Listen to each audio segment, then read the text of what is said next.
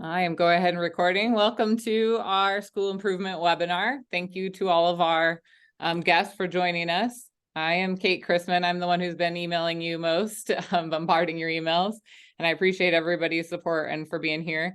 I'm going to turn it over to Jocelyn to be our moderator this evening. Thank you, Kate. My name is Jocelyn Darling, and I am your moderator for today. I'm also the World Language Department Chair and a Spanish teacher at Buffalo and La Vista High School. To start, we would like for our guests on our webinar tonight to introduce themselves, as well as my classmates, but we'll start with our guests. If you could please introduce yourself, as well as describe your current role for us. And it doesn't matter who wants to go first. I'm going to go with the order that we have here. So if we could go with Todd and then Shannon, Janet, Pam, and then Heather. We'll just go with that order to keep it simple. Okay. Well, I'm Todd Wolverton. I'm an accreditation specialist at the Nebraska Department of Education. Welcome. Good evening. I'm Shannon Vogler. I'm the Regional Director serving Nebraska and South Dakota with Cognia, formerly Advanced Ed and NCA. Wonderful.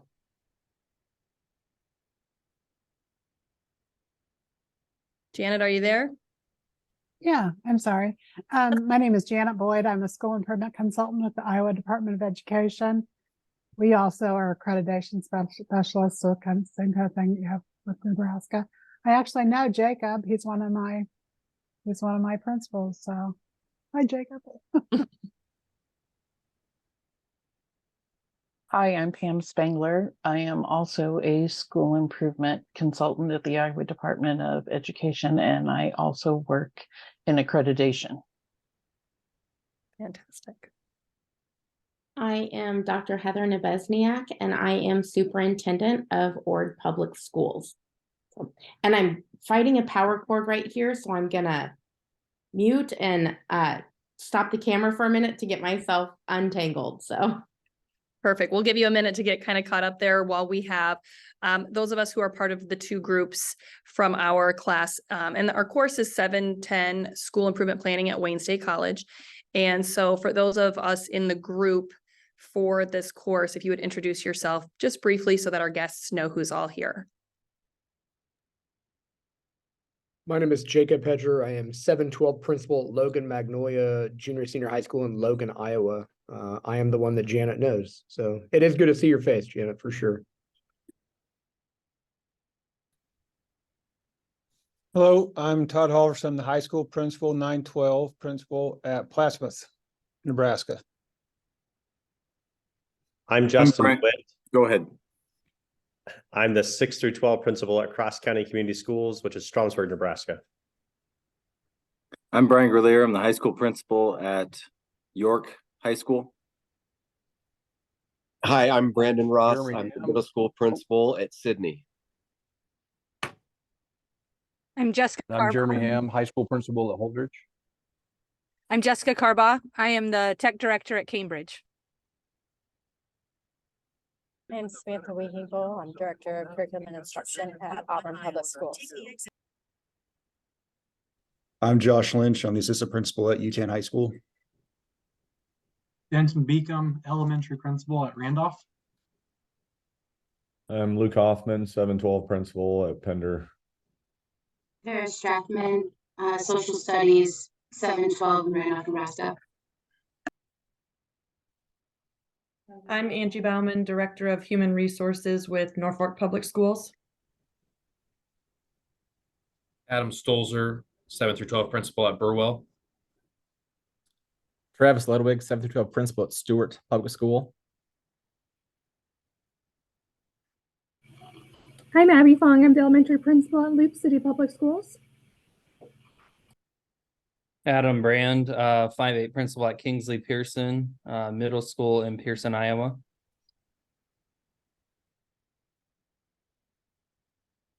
We catch everybody. Well, thank you very much. Nope, I still haven't. Sorry. Sorry. I just didn't want to interrupt. I'm Brittany Young, and I teach 9 through 12 English at Norfolk Public Schools.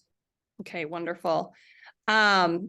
So thank you so much for everyone for being here. I understand 5 p.m. on a Monday is tough for everyone, and especially to our guest speakers. We really appreciate your time and your expertise that you are sharing with us this evening. So I'm going to dive into the questions. Hopefully everyone has had a chance to review those in advance, but if not, please don't worry. We really hope to capture your thoughts in a very relaxed way. We don't expect all of our guests to necessarily answer every single question because there are 15 questions. So I may only direct each of our 15 questions to one or two people. However, if you have pertinent thoughts, would like to jump in on any of the questions, please do so. And I've also noted the questions that you've put your names next to. So we'll start with question number 1.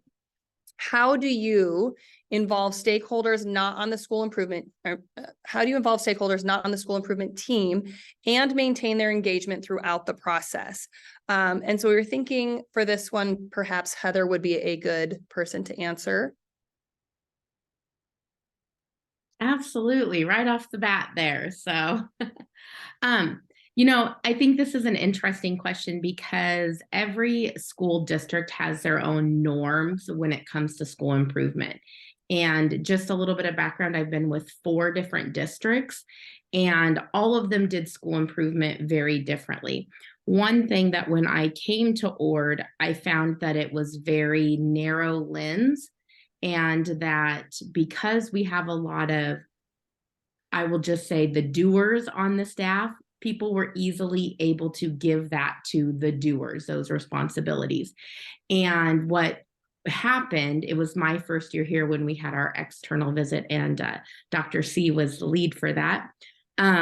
We didn't have a broad lens. And one of the things we learned from that, and it had been that way in other districts where I was at, is everyone on the certificated staff will have a role on some type of team.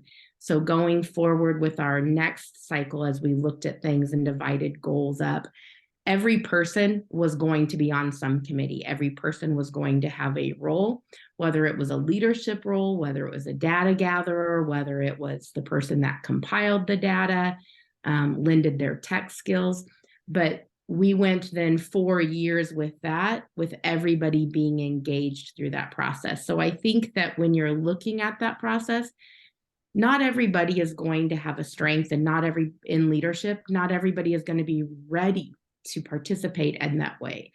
A first-year teacher is just going to be trying to get through that school year. But what better way to involve them than saying you're on the English Language Arts Committee, or you're working on this goal with this committee. So I think it's important, and that was the approach we used here, is that every certain person had a role, and then those committee heads would really look to see who had what role on each committee, if that answers that question. Yeah, very, very thoroughly. Thank you so much. Does anyone else on our panel have a thought about involving stakeholders that are not involved in the school improvement team? Yeah, I'll throw something in here real quick, and I'm going to fall back on my last 18 years as a principal, and in a couple of districts in Southern Iowa and Northeast Iowa. It is what we did. It was embedded in everything we did, and we drew such strong connections between our continuous improvement efforts and our professional development, the additional time that we met in PLCs, our data assessment. Everything that we did was connected, and we kept time sacred, if you will, for these kinds of efforts. And when you signed on to be a teacher in either one of those districts, it was simply part of what you were expected to do. Thank you. For our next question, I believe Janet and Pam would like to answer. What strategies ensure school improvement remains a continuous cycle and integrates seamlessly with the MTSS model?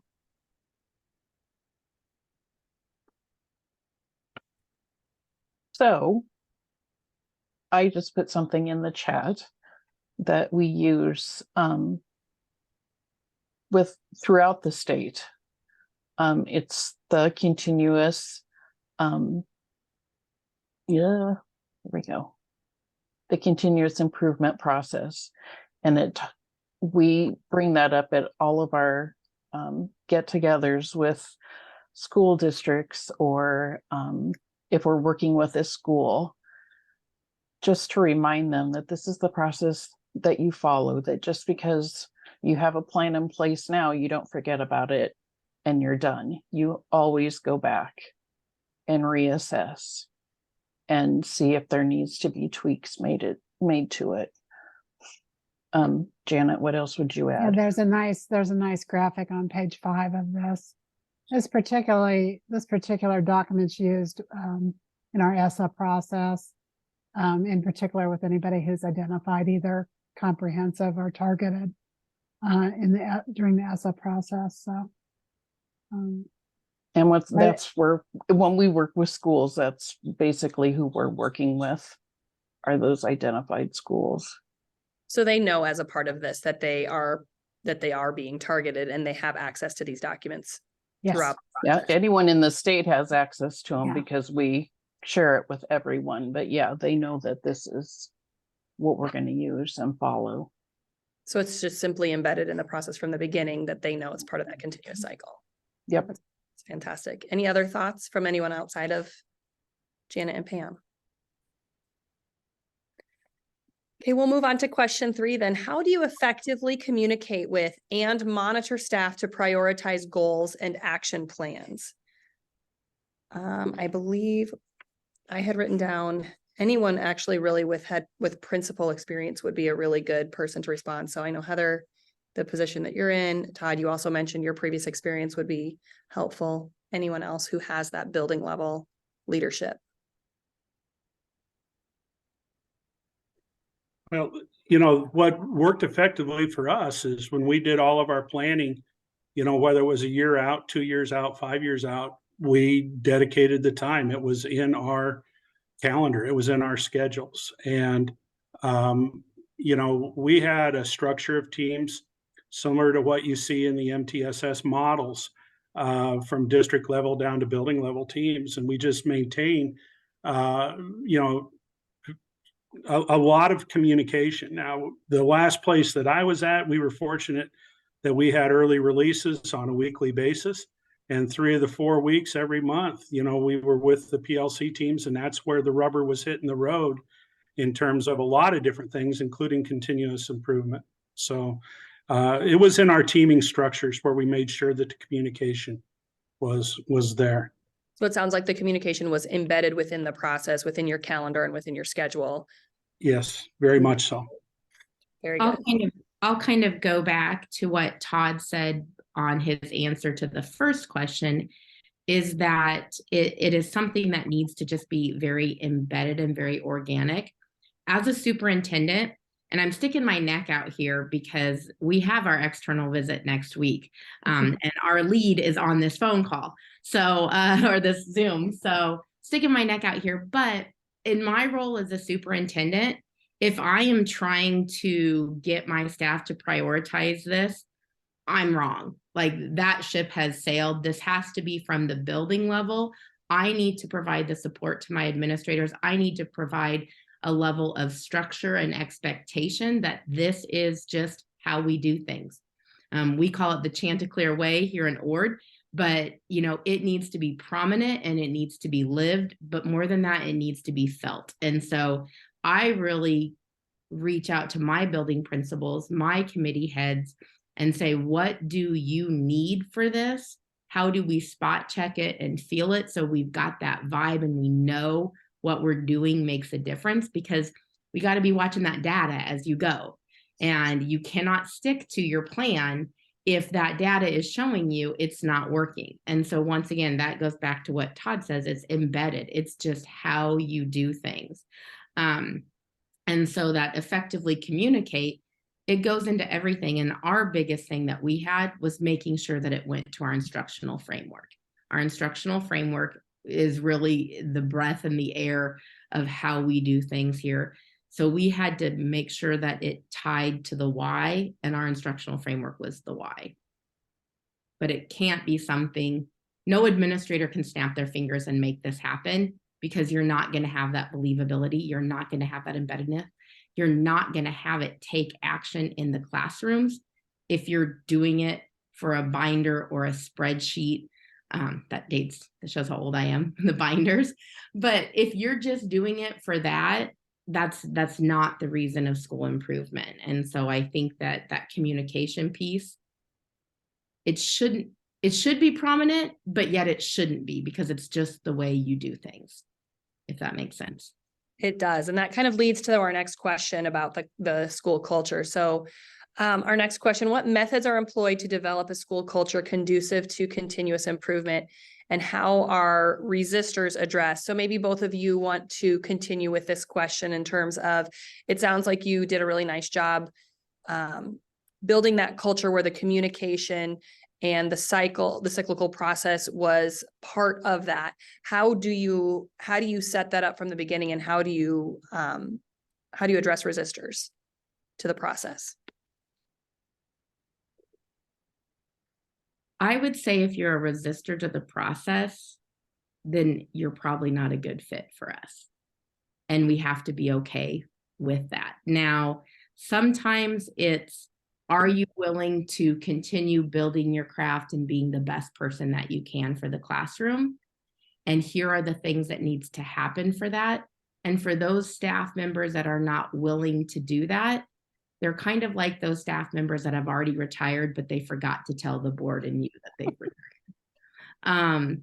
And so I guess I don't see resistors in that way. I see people who are not as engaged as we would want them to be, but that's probably because something isn't, they're not seeing that proof yet. They're not feeling that success yet. They're not in a position where they feel they can. You know, if they're struggling to keep their head above water, that might be a little bit much and they might not see the why behind it. But as far as resistors, like going back to what Todd said, if this is just the way you do it, you're not a good fit for us if you don't do it our way. And that is the difference between school improvement 25 years ago, where it was a binder that you would show off and you would check the box and you would say, see you in 5 years or 7 years, to what school improvement has evolved to today, based in part of conversations and experiences like this. It just becomes very real. Thank you. Can I comment on this, Jocelyn?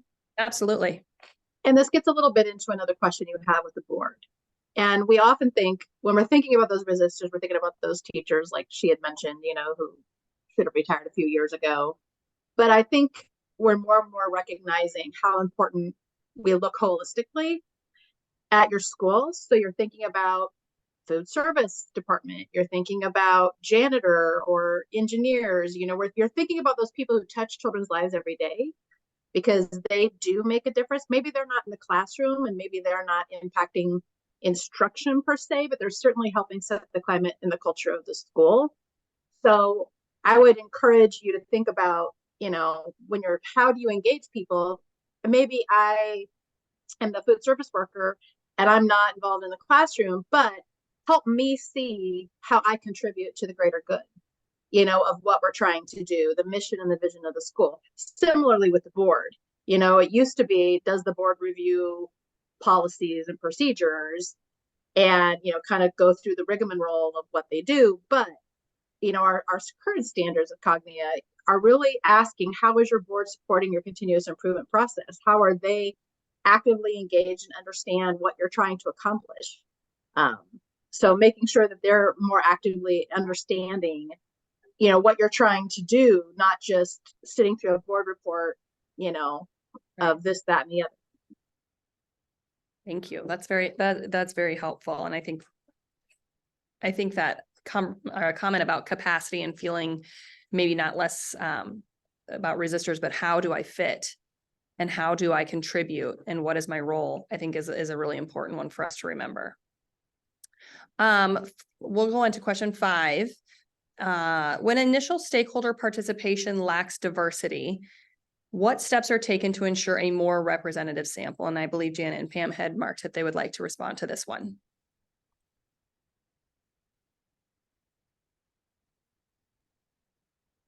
You want to go, Janet? You can help me with this one. Sure. One of the things I would say about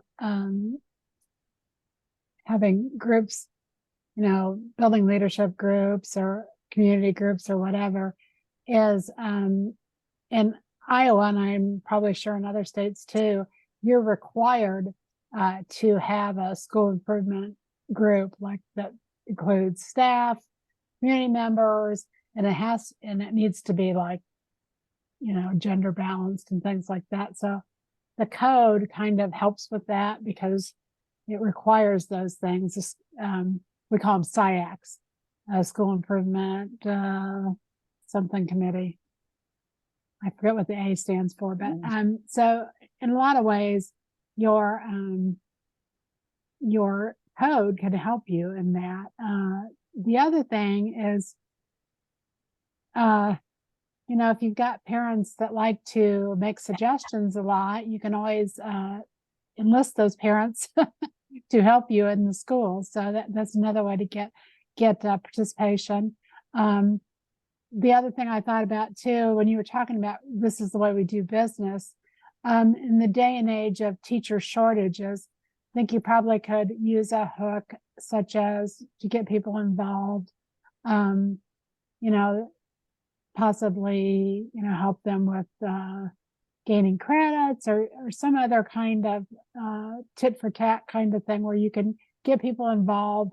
You give something, there'd be a benefit to you. So, and I think you can frame these things so that they're a positive for the person who's given up their time to serve the school. So, thank you.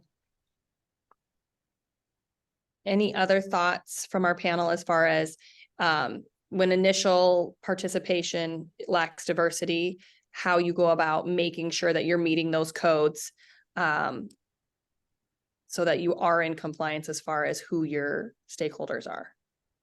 I'll just follow up real quick on the SIAC. Those advisory committees, it was incredibly important that we educate those committees on school improvement because often you're bringing people in, that they're not in the buildings on a daily, weekly, monthly basis. Some are, many aren't.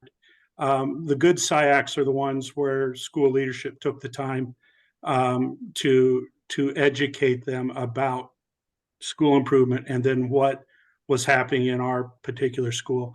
As for the diversity, sometimes it's tough to get people to volunteer, on those types of committees. So we always fed them, which helped. But we did look at the demographics of the community, and we were very pointed, very strategic in who we tried to bring in on those committees. Did you actively did you send out like in terms of how you involved those people, got them to come and sit down and feed them and then have that chance to educate them and involve them in the process? Did you go to the point of sending individualized emails, or was it more of a welcome one and all, we'd like you to participate? How did you go about targeting those groups when you needed to?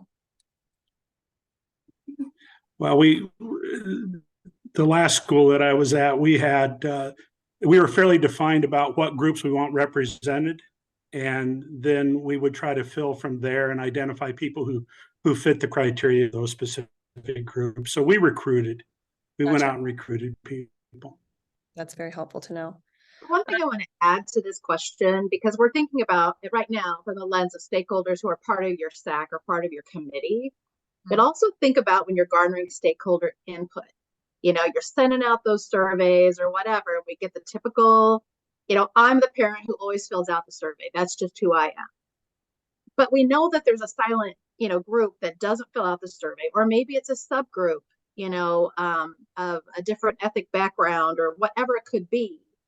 And so sometimes we have to be creative and intentional. And it might be we have to go to them.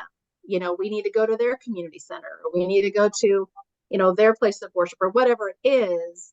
Find the contact, the kind of leader of the pack of some of those groups to be able to get some insight from them, because they may represent a real significant, subpopulation of our school district. And just sending them a link to a survey probably is not going to give you what you need. Definitely. I think this thing on this would be just to really know your community. We're a small rural community here, but I've been in larger metropolitan area districts in the Omaha area. And so how you solicit information in one community is very different than the other.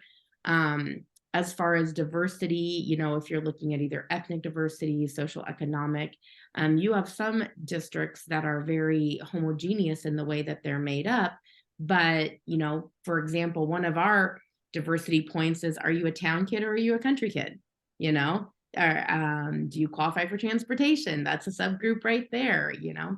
And so knowing your community and knowing when you've gotten feedback or when there's a part of it that you haven't heard from and you need to hear from them. And we try to do that, not so much just as we're building school improvement committees and stakeholders to get feedback, but just when we do anything that impacts our kids. And we have found that parent-teacher conferences is a great way to get to everybody because we have about a 98% attendance rate, because once again, we're small. We know from our community, if we do it on this night, no one's coming, but if we do it on this night, everybody can come.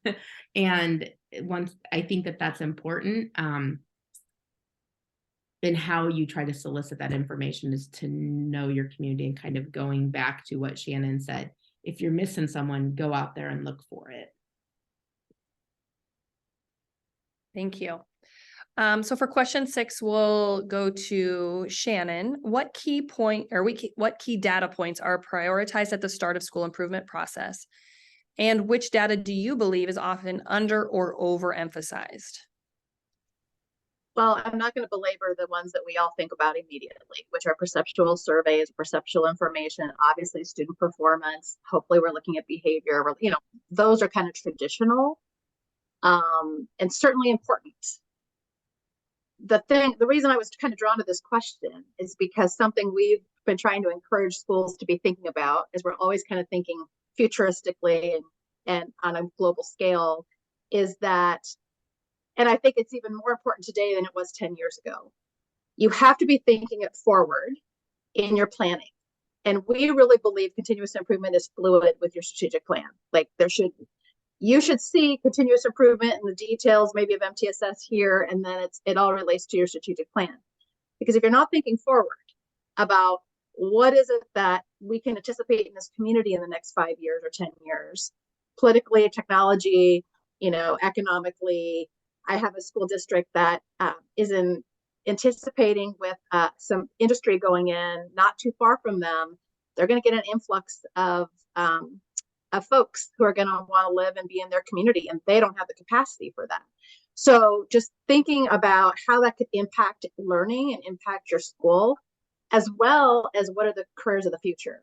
And as you're planning for and thinking about your model and so forth, I think we're realizing soft skills and, you know, critical thinking and all those things are so important in the job force, and certainly the job force of tomorrow, or even right now, actually. So I guess my point is, think forward as you're looking in the rearview mirror at last year's data or even the current data, but always kind of be thinking forward too about how do we kind of plan for, so we can ramp up or ramp down or ramp across or whatever it could be. Thank you. That's very helpful. Our next question, how are stakeholder groups organized to collaborate in this process, including the selection of group facilitators and leaders? So what are your recommendations? What have you seen that's gone well with this, the process of organizing to collaborate?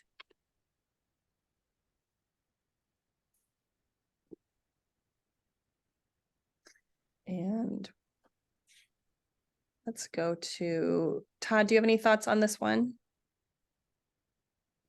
You know, I think I'm going to go back to that comment I made previously about teaming and the teaming structures. There has to be alignment from the building level all the way up through the district. And you need to have individuals that do have a vested interest, a strong interest in continuous improvement at each level. And so when you get down to the building levels, and you know, my last experiences, there were multiple teams at each building level. You know, it's important to have those well-trained visionary people in charge of each one of those committees and or teams, I guess, stakeholder groups. So again, it just kind of goes back maybe to the same thing that I said previously, is that top down, or I don't like to use that term top down, I guess I shouldn't have, but the alignment of teams throughout the district needs to be present. Thank you very much. Any other thoughts from anyone else on our panel tonight on the organization? You know, I want to say one other thing real quick. Before I became an administrator, and then once I was an administrator, I was fortunate to work with some really strong leaders who also, you know, recognized, you know, some of the same people that are here on this meeting here today, those people who had aspirations, you know, for leadership roles. And, you know, it wasn't long into my career that the first principal I worked for tapped me on the shoulder and asked me if I wanted to be involved in school improvement efforts. And, you know, so we need to find those people and nurture them and engage them in these processes.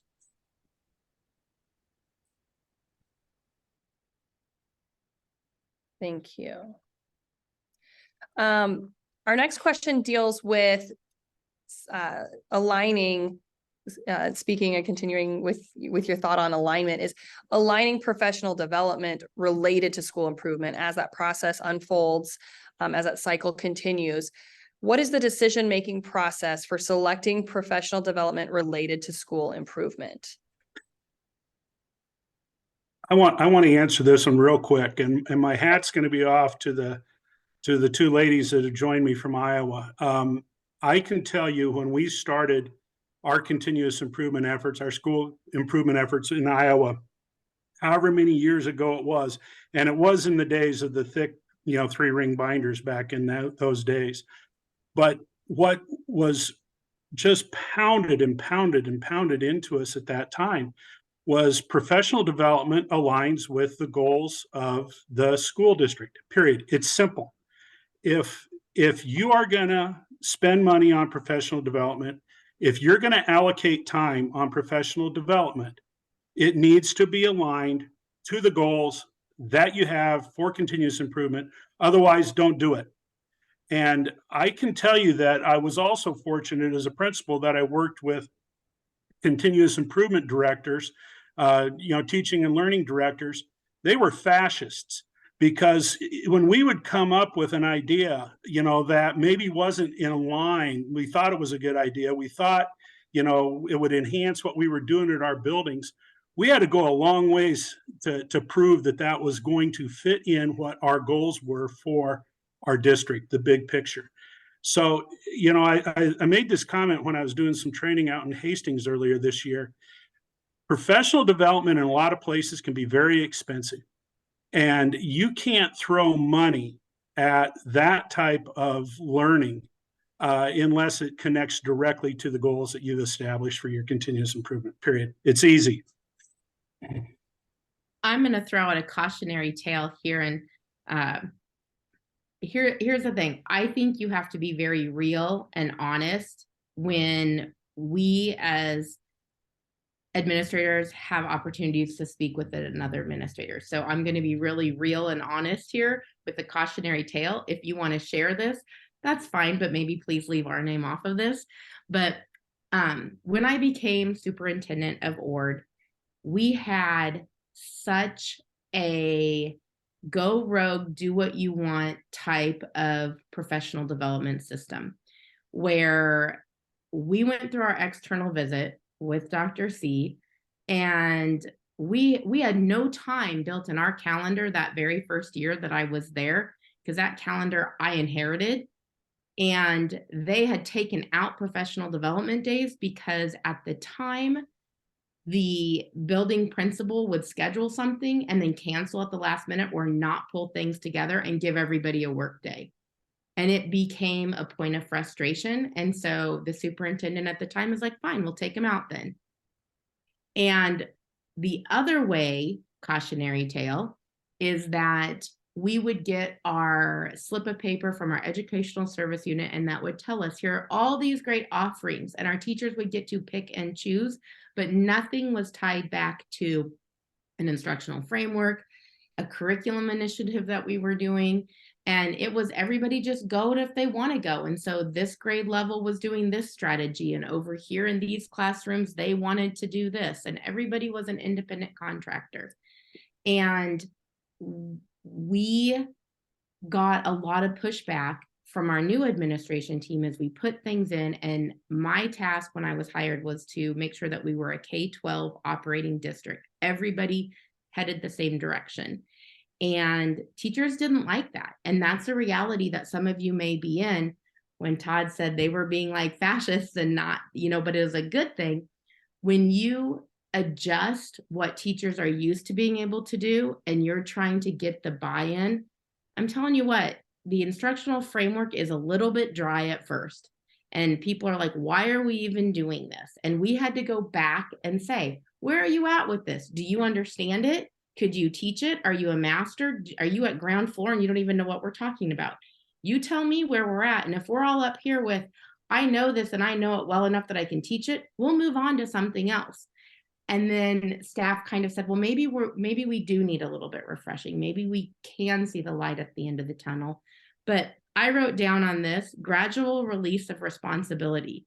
The district has to be involved, the superintendent, the district level administrators, in setting the structure and the expectation. That goes to the building, and the building principals, the building administrators need to advocate for what their building needs in terms of professional development, tying back to that continuous improvement process of these are the goals we're working on.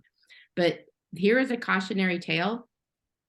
When you try to make changes in this, whether you are a prophet in your own land and you're moving up in your own district, or you're going to a new district and you want to do all these things that you learned from Dr. C about what is right about school improvement, you can't, it's not plug and play. You can't just go in and say, this is the right way to do it, and now we're going to do it. You really have to look to see about what are the norms of your district and your building, and how do you move with that gradual release of responsibility. Because I had an anonymous letter written to me saying that never has a superintendent ever been involved in curriculum decisions, and why are we having to do all this? And I'm like, well, you're kind of wrong on that, but let's talk it through and see how we feel on this so that we can get better. And it really came down to teachers not feeling that they had control because they felt they couldn't go to this conference that they loved going to every year, or they wanted to go to a workshop. And the answer wasn't no. We just had to find a better way to say yes to those opportunities. But that was a growing pain, and everybody wants it to be quick and easy and textbook. It truly probably won't be, because you're dealing with people, and people can be messy. So, thank you. Long answer, but that one I had circled, highlighted, and everything. You actually all have kind of covered some of the next question, number 9. How is time allocated for staff to work on their goals and action plans? And is this done individually or in groups? So I think Todd discussed how it has to be embedded within PLCs, within calendar time, within your schedule. It has to be a part of what you do, not some extra add-on. And then Heather, you talked about gradual release of responsibility and how that's from the beginning of the process to the end. Is there anything else that you feel that we haven't covered with this question number 9, since we've kind of talked about it through some of the other questions as well? 9 and 10 kind of tie together with that you've all kind of hit on a few of the main things there. But with maybe what we could expand on there instead is, what pieces do you feel can be done individually versus what has to be done in group work?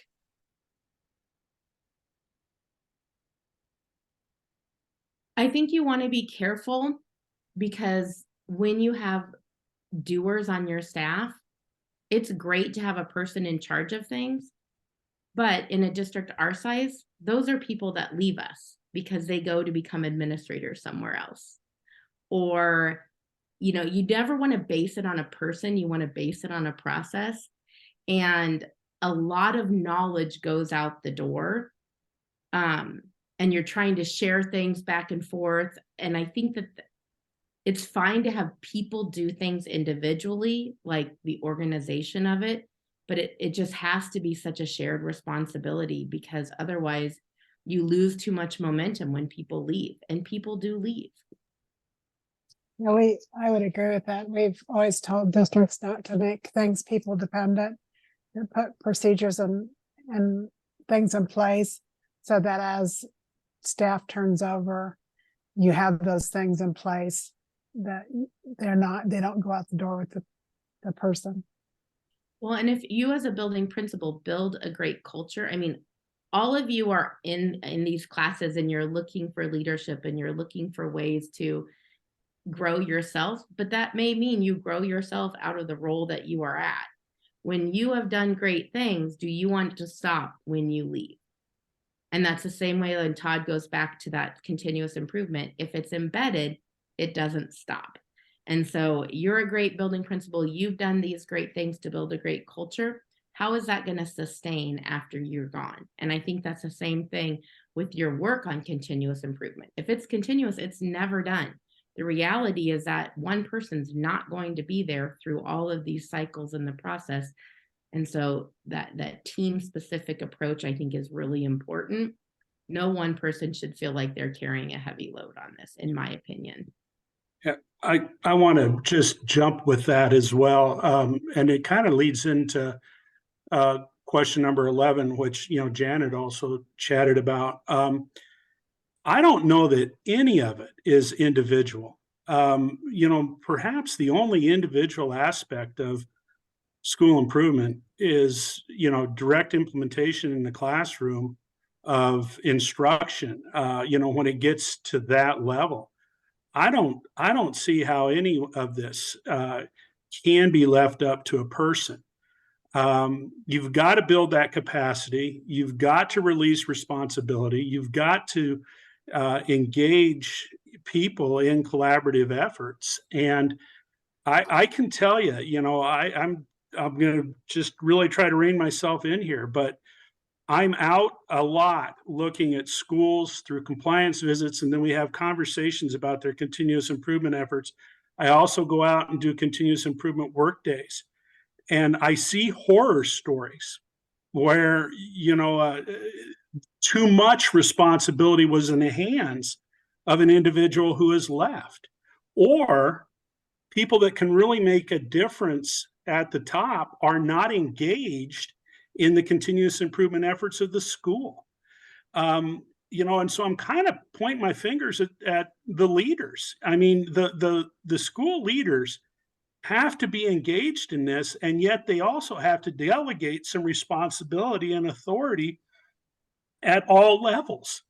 You can't have a continuous improvement director leave and then nobody knows what's going on. You can't set a system up like that. Nor can you afford to have a principal that never ever shows up for any of the work that's being done. It just doesn't work that way. Or the superintendent in many of the smaller schools. So I don't know, that kind of wandered, but no, I mean, I think it really helps clarify that tie between 9 and 11, I think is very important. Both you and you have hit how that transition becomes much smoother when it doesn't exist within one person. With that, so we're going to go to 10, but then we'll skip from 10 to 12 since you kind of covered 9 and 11 at the same time. And I feel like in a lot of ways, so again, jump in if you have something else, but I feel like we've covered a lot of number 10 in terms of how is information related to school improvement plans communicated to staff. You've talked all quite a bit about that communication. I think the more pertinent part of this question at this point then becomes the second part of question number 10. How does this communication evolve from year to year? Once the process unfolds, once you get past year 1 of a cycle, for example, how does communication evolve, or does it evolve? Does it stay the same? What does it look any different than at the very beginning? I want to add real quickly that the Iowa professional development model requires that you evaluate. It's a circle, you collect data, you evaluate, you come back around.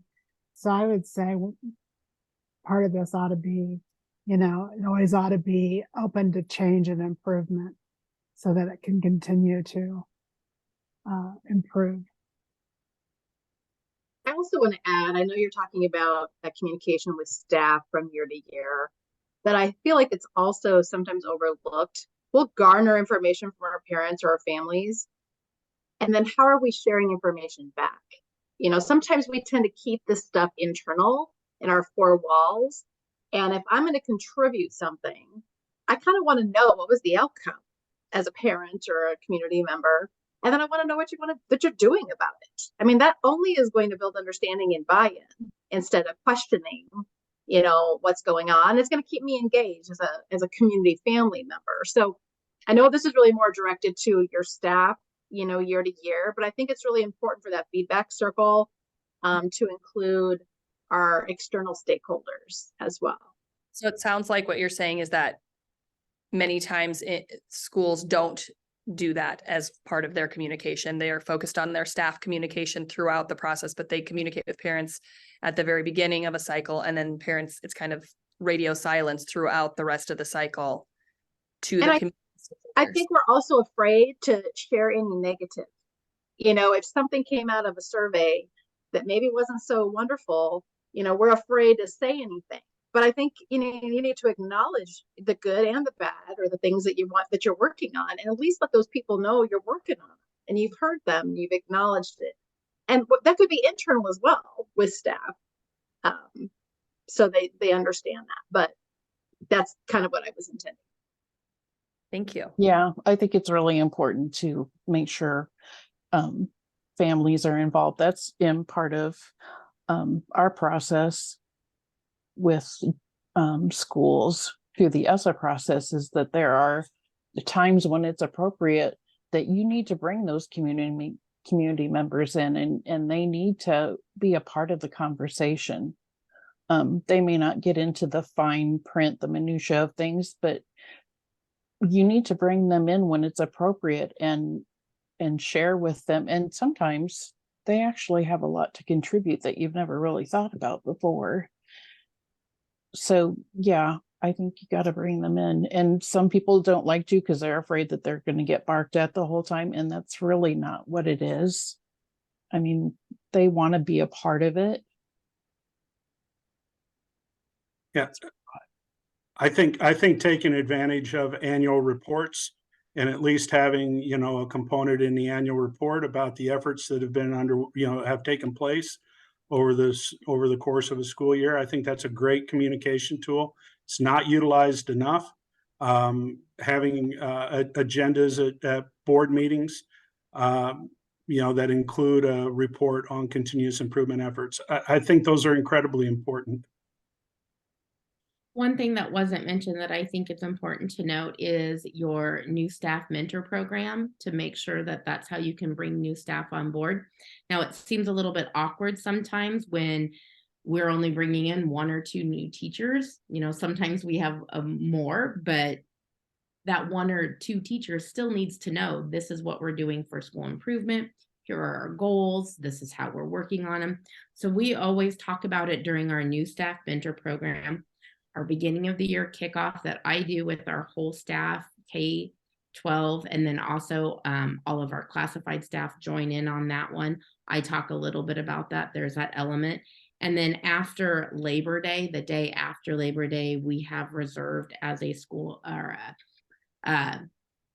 staff development day, and we do some of our MAPS assessment data look at, and that ties into our school improvement there. So those are 3 ways that we just kick off the year with it, kind of in your face.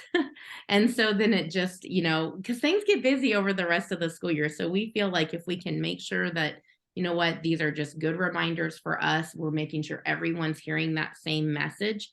But the new staff mentor program is something that we did not have prior, and it's such an impactful way to bring people on board, especially when we get staff that is coming to us that has a little bit of teaching experience. They know the ins and outs of that year 1 already.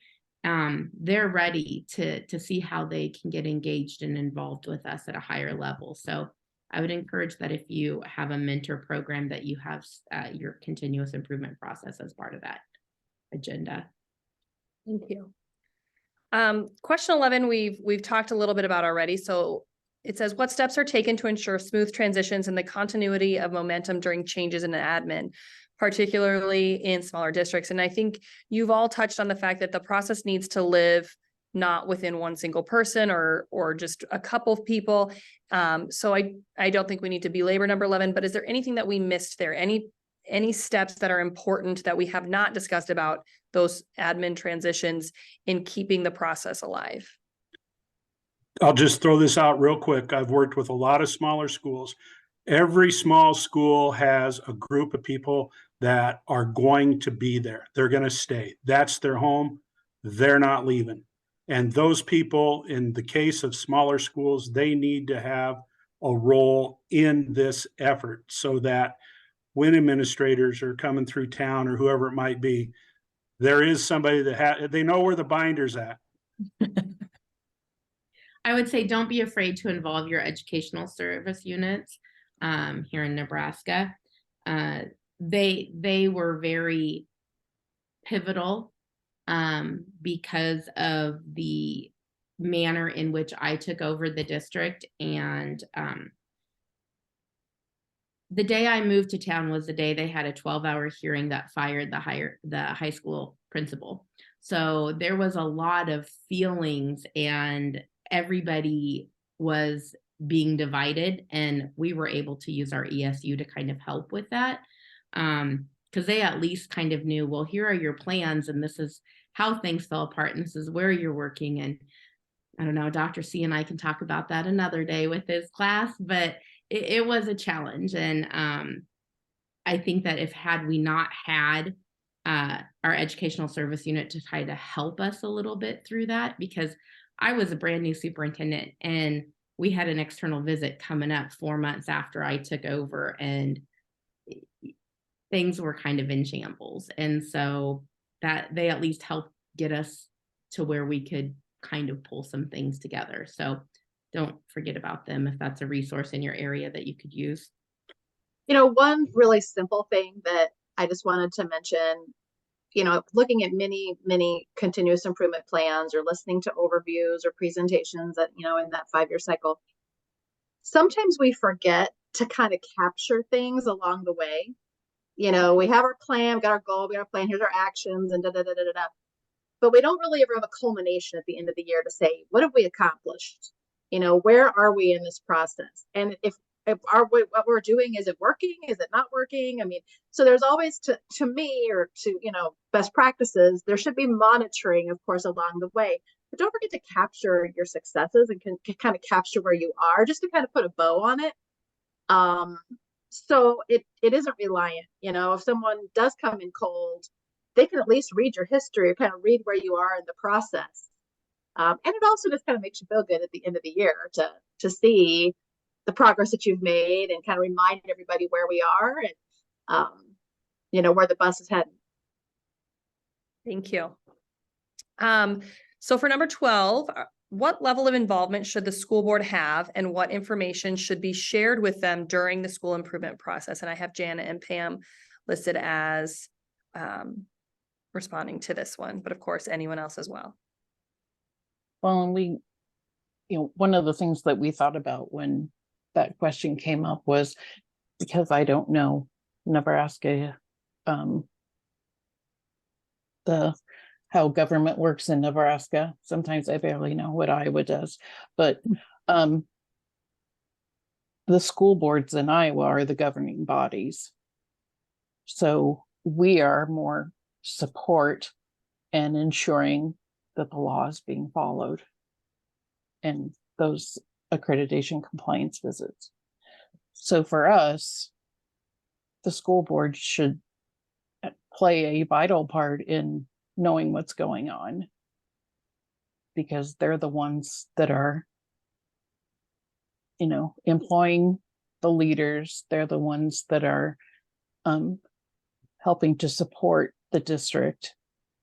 So we felt strongly that, you know, at those monthly meetings, and maybe even not at those, you know, anytime in between, they should be given updates on what's happening. You know, talk about. Go ahead. There's a fine line between, you don't want your board to be micromanaging but by the same token, you don't want them to be totally hands off either. So I think Todd even mentioned having some of these things reported out at board meetings or public meetings. It's another way to get the information to your public. I think Shannon would agree. When we've been in schools and on visits and we've had conversations, good functioning, highly functioning schools have informed boards. They're informed. You can approach board members and you can ask them questions about what's happening in those schools, and they can tell you. And those are your highly functioning schools.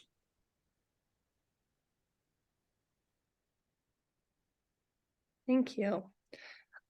This question is probably most appropriate for those of you who have building level admin experience as far as running a building. How is the first staff meeting of a new school improvement cycle conducted? What things should be included, discussed, presented, and what are the primary objectives in that first meeting?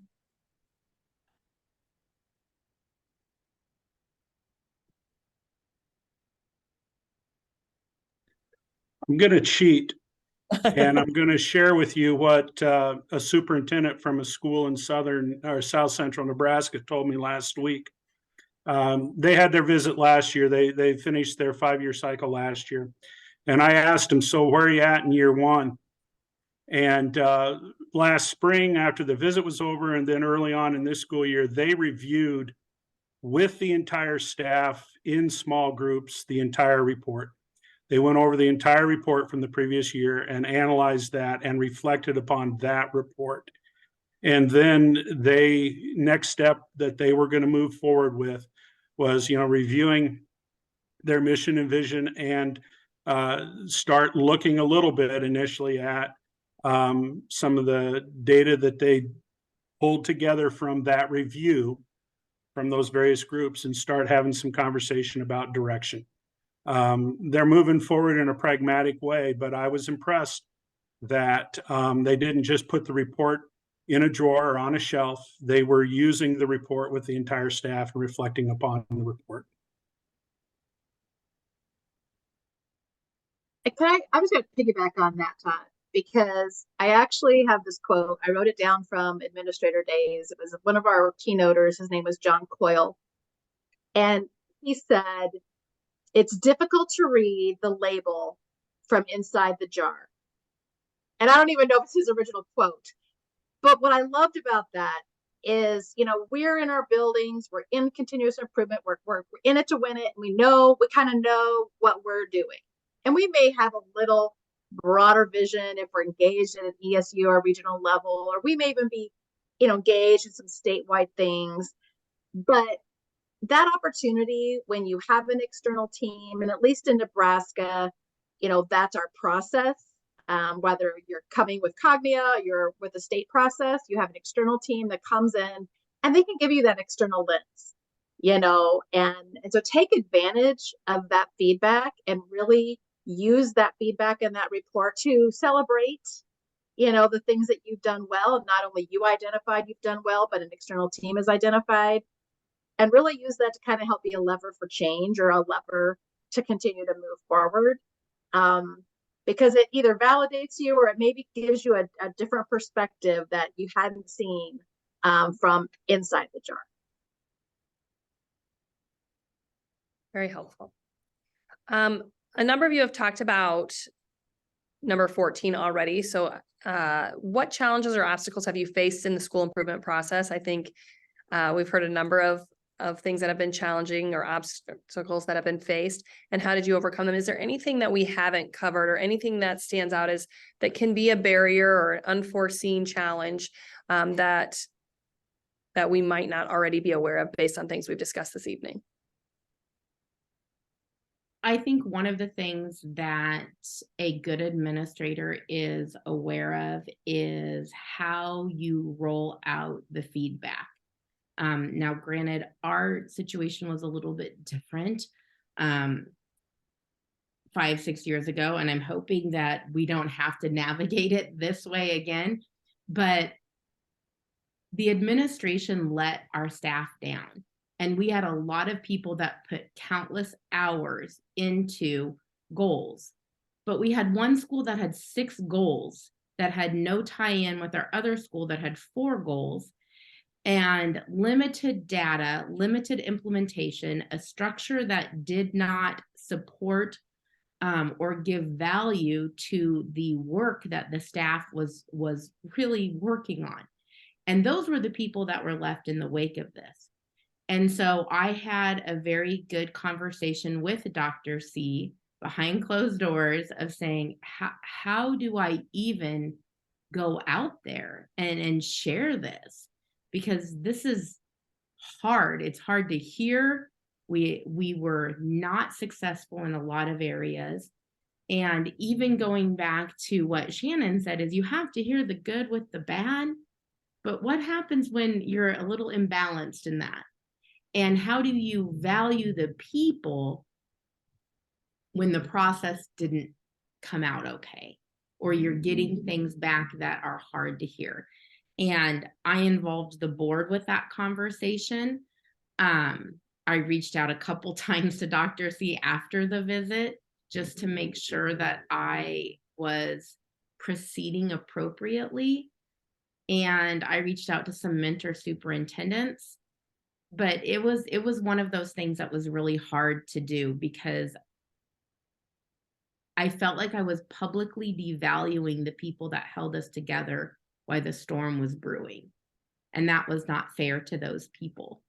And so I had some pointed conversations ahead of time with the charge so they knew what was going to be presented to the whole staff and that they knew how it was going to be presented.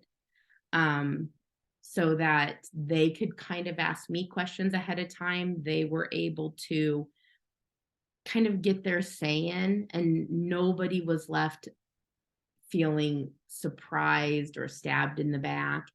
I appreciated the grace that they gave me as a new leader in the community and in the school, because I did not want it to be like, well, she's done this, this, and this, and now we come in and now we have this mess on our hands. And I just think that's one thing that we don't do enough talking about. Yeah, we have to talk about the things that we need to get better at, but usually that's a couple things. And I could tell you right now, things just from my conversation today with you guys, I'm writing down notes of, man, I wish our external visit wasn't next week because we could get better at this. But I think that's one thing that we don't talk enough about is the how do we honor the people that did the work?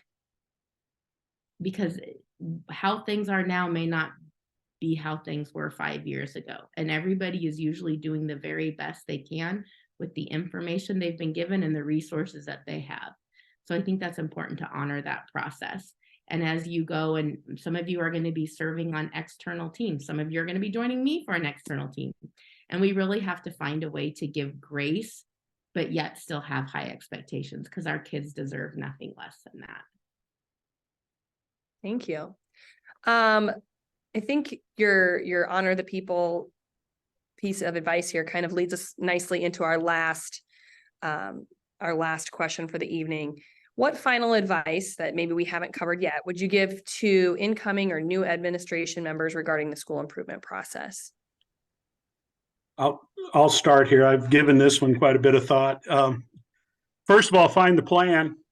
Know where the plan's at. That's pretty important. And I think that ought to be one of the very first things that you do, whether you're a building level principal or whether you're a district administrator, find a plan.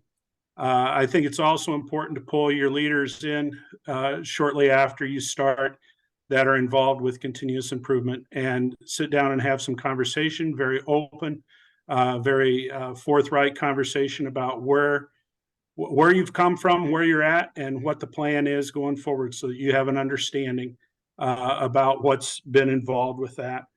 If you have the capacity for it, you need to establish protected time. I would say that would have been part of my answer to number 14 too, that an obstacle is that you don't have protected time. This takes time. And you're going to have people involved with this that are going to need subs. You're going to have to make a commitment to that. And I just can't emphasize that enough, because to me, that's where a lot of things fall apart.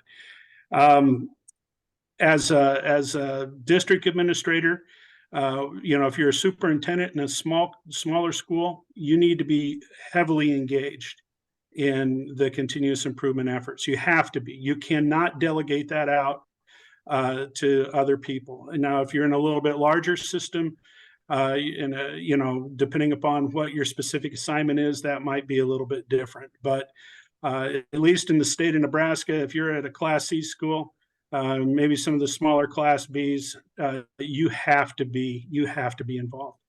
And then the last thing I would say is keep your ears and your eyes open and listen to people and ask a lot of questions, so that you have a handle of what the culture is and what the needs are of the people that are involved. Thank you very much. I would ditto all that. I think the one thing I would add is just surround yourself with really good people. Going back to that, being real and having honest conversations.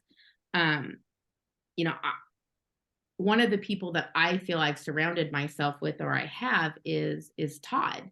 And he has done Rule 10 stuff with us, and Todd and Sandra at NDE. They can't help me unless I'm honest with them. But at the same time, you have to have safe people you can be honest with. And so even though Todd will be coming in as a lead and like an evaluator and really going over everything, top to bottom with our district, I also know that he's a good person that believes in our district and believes in our people, and I've been able to share part of our journey with.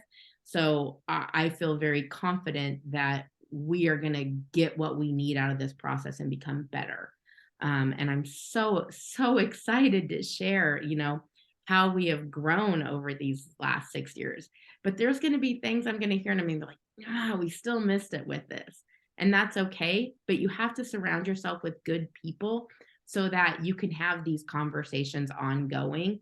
And so look for ways to be those good people for other people, and don't ever forget to reach out, because your network will become very large as you continue in your career as administrators or aspiring superintendents or whatever your curriculum directors or whatever your goals are. But you will be on an island with that as well. In the state of Nebraska, there's 243 superintendents. That's it. And you've got to surround yourself with people that will help you believe in your people. So that's kind of my last little bit of it. If you're going to be new in this, get your thick skin on, but start rallying your troops, because you need people to help you. Thank you. Jocelyn, there was a question in the chat, but I think it's been answered. It was in regards to, do you have to have 2 or more goals, or is just one with student performance? And I didn't know if Iowa had anything different that they wanted to add. I know Todd kind of commented on Nebraska. I think they could probably, there's usually one main one that we'd like them to work on, but they will sometimes have, a couple others in their back pocket. And one of the things I always say to schools is, you really want to pick one thing and knock the socks off it and do it really well. And maybe some of those other things that you think are goals, some of that's you're going to be able to maybe fix or improve on those things as you're knocking the socks off the other one. So that's my opinion. Janet can. There's nothing in code. They actually took the CSIP, what we used to call CSIP, was taken out of code. It used to be required to be reported to the department. It's no longer in code to report to the department. It still needs to be reported to the public. And I think it depends on if you have an ESSA designation, it would kind of depend on what your designation is and where you are in the process. But there's no code requirement for number of goals. Okay. Thank you for clarifying. Were there any other questions from the chat that we didn't cover from tonight? There was not. Okay. If there's no other thoughts, then I think we will wrap up our session for tonight. Thank you again to all of our guest speakers and for everyone for being here this evening. And thank you for sharing so much really valuable information with everyone. This was highly, highly informational, helpful for all of us in the class. Anything anyone else would like to share before we end the meeting? Great job moderating, Jocelyn. I thought that went really well. And you. thank you to all of our speakers and everyone who was able to tune in this lovely Monday evening. We'll go ahead and stop the recording, and that will be on the website for everyone to review. Thank you again.